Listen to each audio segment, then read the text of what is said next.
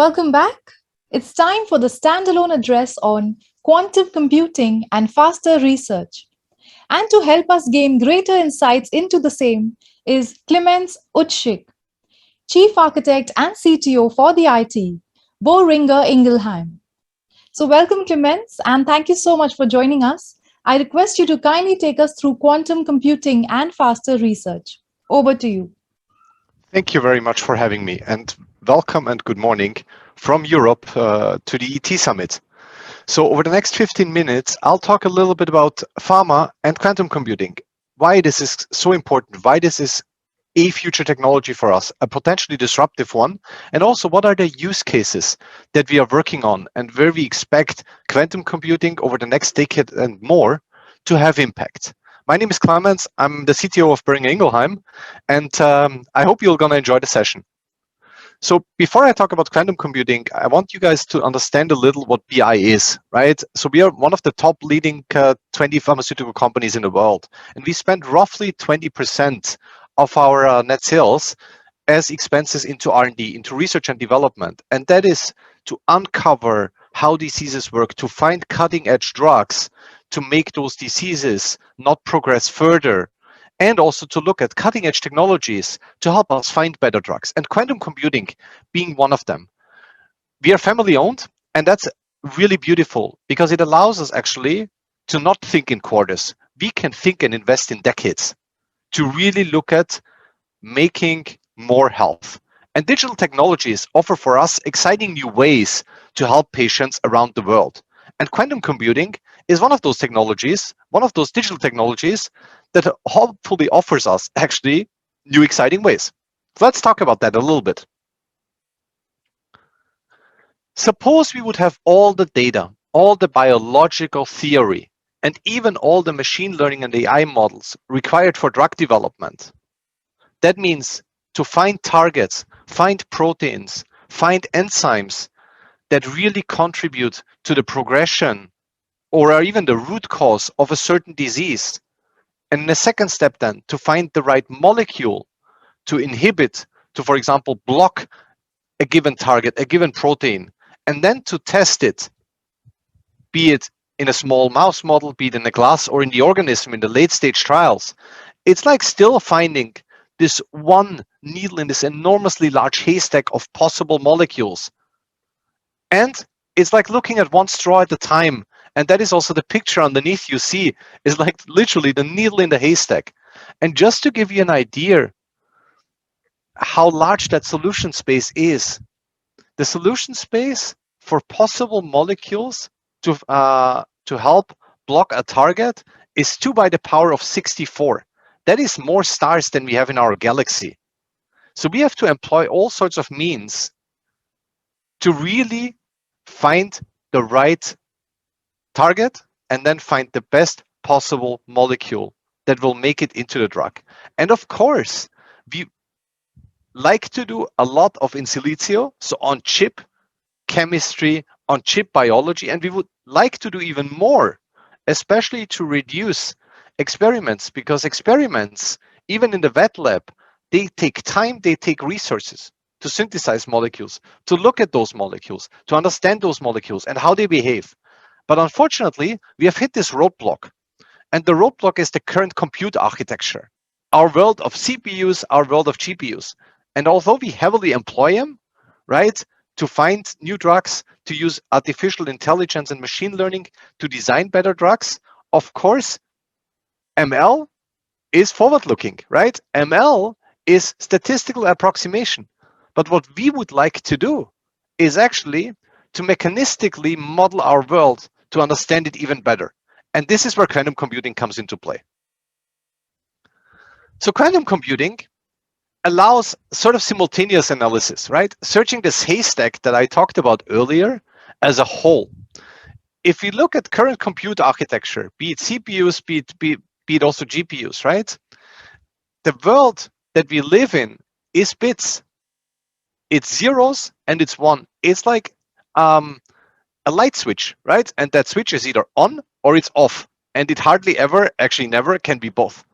So if I take now the list I talked about earlier, this 2 by the power of 64 values, And if I run sequentially with just 0 and 1 or yes or no at my hand, the outcome is going to be that looking through the entire list to find one piece is going to take me roughly 400 years. And obviously, that's only so much viable. In comparison, if I take a QPU, quantum computing, I can look at that list simultaneously. And why is that? For one, because we can use way different algorithms, for example, Grover's search, and it's because of the architecture of a quantum computing and the single operating unit there being the qubit. Because a qubit cannot just be 0 or 1, but it can be 0 and 1 at the same time. And this is called superposition. And I can also interlink qubits. I can entangle them, so state transfer happens immediately. And this is things I can't do with a classical bit. Of course, I can invent all sorts of logic around that to make those two possibilities and architectural challenges happen, but it needs then even more supercompute power. And this is where really the difference lies, just for one simple example, and that is the search against the list. Now, while that might sound abstract, let's talk a little bit about the use cases and where we believe quantum computing can help. If you look at our value chain and the way I explained drug discovery and pharmaceuticals, right, there's this big bucket of research. Then there's preclinical development and there's clinical development. And in the early research phase, it's all to understand the target, the protein, the enzyme better, and then to find the right molecule, the right substance that actually can block, inhibit that target. And obviously, we want to ensure that it's the close to perfect fit. We need to understand how a disease progresses over time in tissues. We need to understand how our molecules that we find, our drugs, are binding to that protein, to that enzyme. And this is when we talk about imaging of tissues, finding new ways to look at tissues and image them to get better pictures, more accurate pictures of metabolites, of how my drug is actually decomposing over time and where it's going. Because obviously we want to ensure the drug is going where it's supposed to go and literally nowhere else. The second part, molecular dynamics and also binding affinity, is all around ensuring that the molecule binds, and it binds largely with as little as possible substance amount.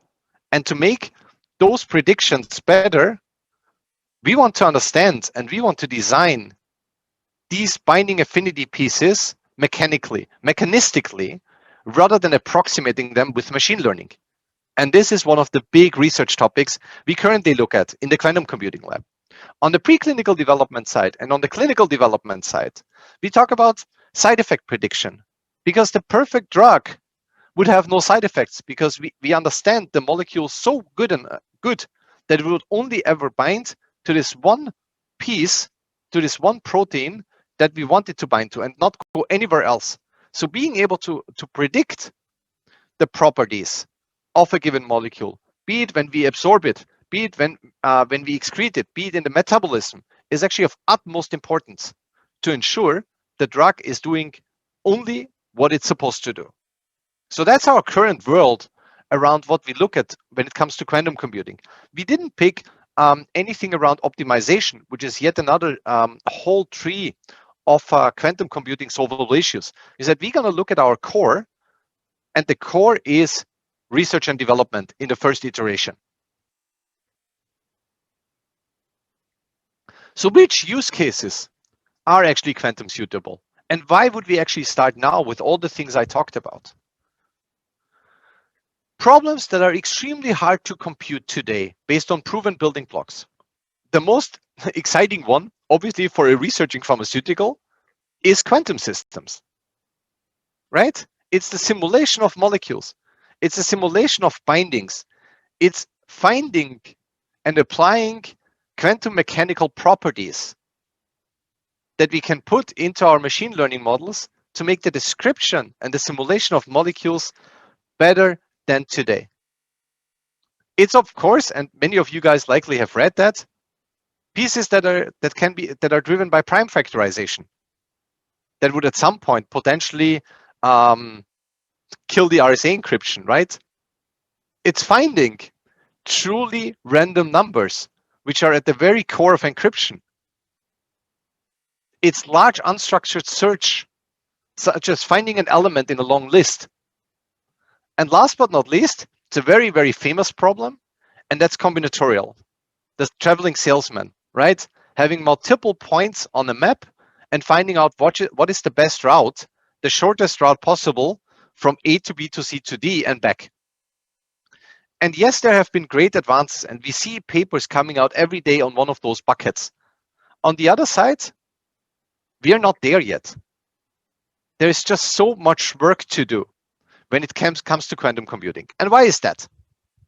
Because current quantum computers are actually noisy. And what does noisy mean?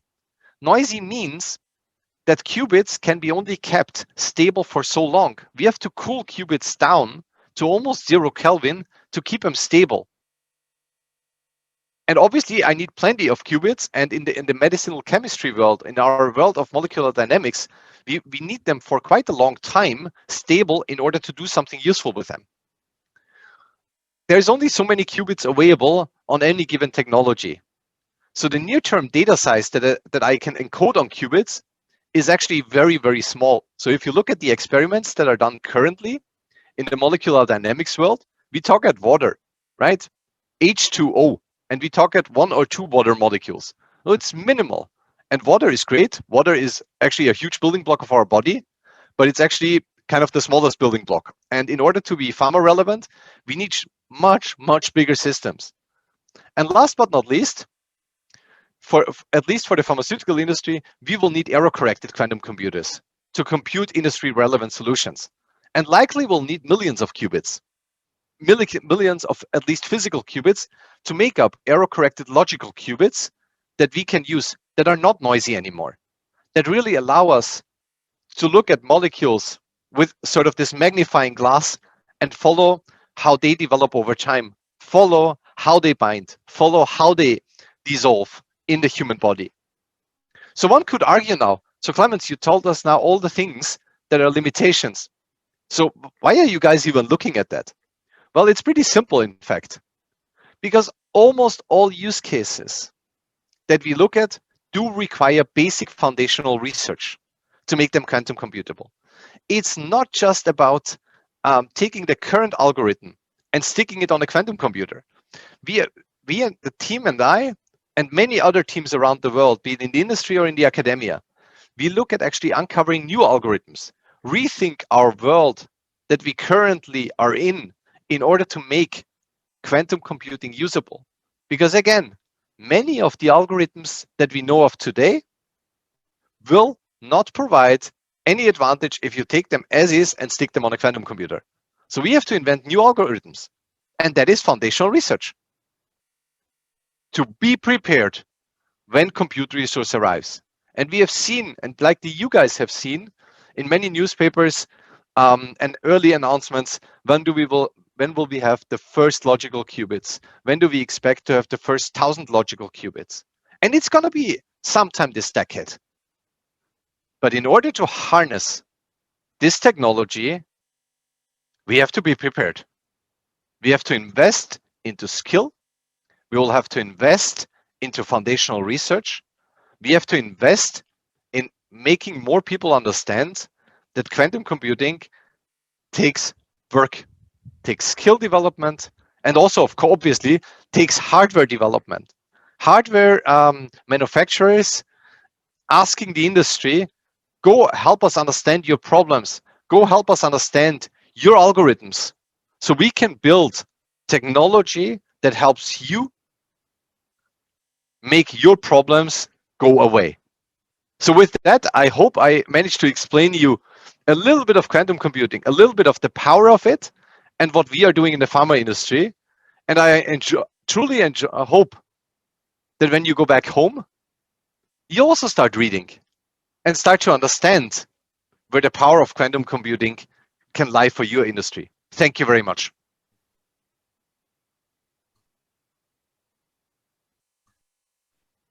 Well, thank you, Clemens, for your valuable inputs. I'm positive our delegates had a lot of takeaways and many learnings from it. Once again, we thank you for sharing your expertise with us. Thank you very Yeah. much, Deepti. Thank you. Dear delegates, do visit the Networking Lounge for some great networking opportunities. Also, visit the partner booths in the Experience Zone and download their brochures, connect with the booth representatives, and book appointments. You must also visit the leaderboard where we have exciting vouchers for you to be won. Remember, with each activity, you score a set number of points on the leaderboard. And once you have earned 2,500 points, then you're eligible to win those amazing gift vouchers. And join us for our next session coming up in just a few minutes from now.